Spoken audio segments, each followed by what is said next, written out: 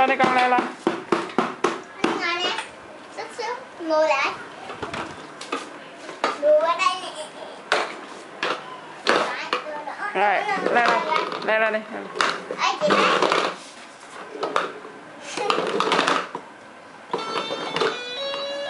Bỏ hai chân lên. Ấm chị. Chị chạy xe.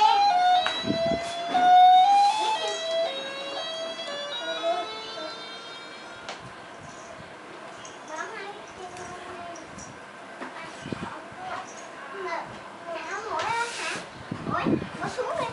Chị Hảo lên nè kìa. Mũi xuống đi mũi. Xuống đi Hảo. Hay là chị Hảo vào lần sau cuối cùng. Chị Hảo vào lần sau cuối cùng. Lên. Mũi lên. Rồi xuống. Lên. Hảo. Chị Hảo lên. Lên chị Hảo. Lên. Lên sau lưng nè. Lên. Hướng lên. Hướng lên nào. Không lên thôi. Ê. Hảo lên nào. Hảo lên. Hảo lên. Lên chở ba đứa là làm gì nữa. Lên. Ê, đến phòng à? Lên nào mổ hả? Lên nào. Mổ xuống đi. Mổ xuống đấm đi. Đấm xong chưa? Ê. Ê. Hảo. Đi ra. Hảo đi ra.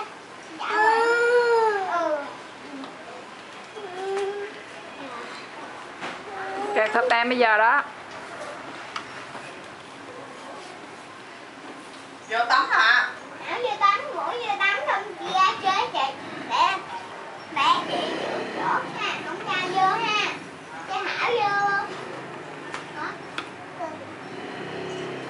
Mũi đi ra đi. Mũi đi ra. Quay dài. Vô tắm hả con lên? Hai chiếc xe, mấy chiếc xe.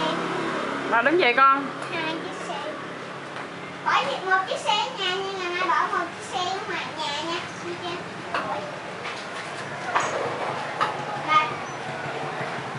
Hảo bỏ lên.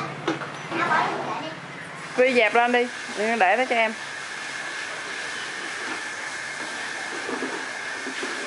Ơi, ơi. Cho em nó leo lên kìa.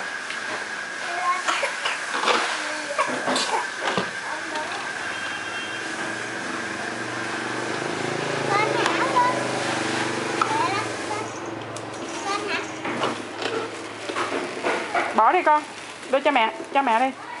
Trời ơi, giờ con lụm bỏ cho mình. Hảo lên. Trời ơi, xách cái đó rau vậy trời. Hảo lên xe chị nè. Lên xe nè Hảo. Mua lên. Lên xe. Ê mọi người mua chiếc xe. Hảo. Mua lên xe kia. Mua lên xe kia.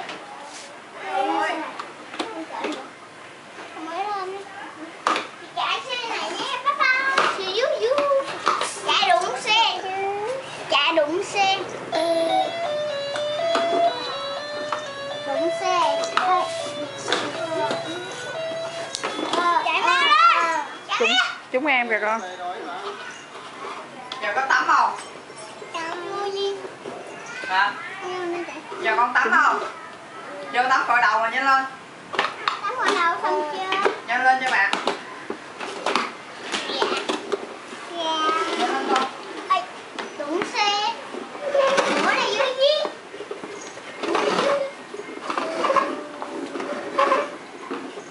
Nhanh lên. Trúng chân.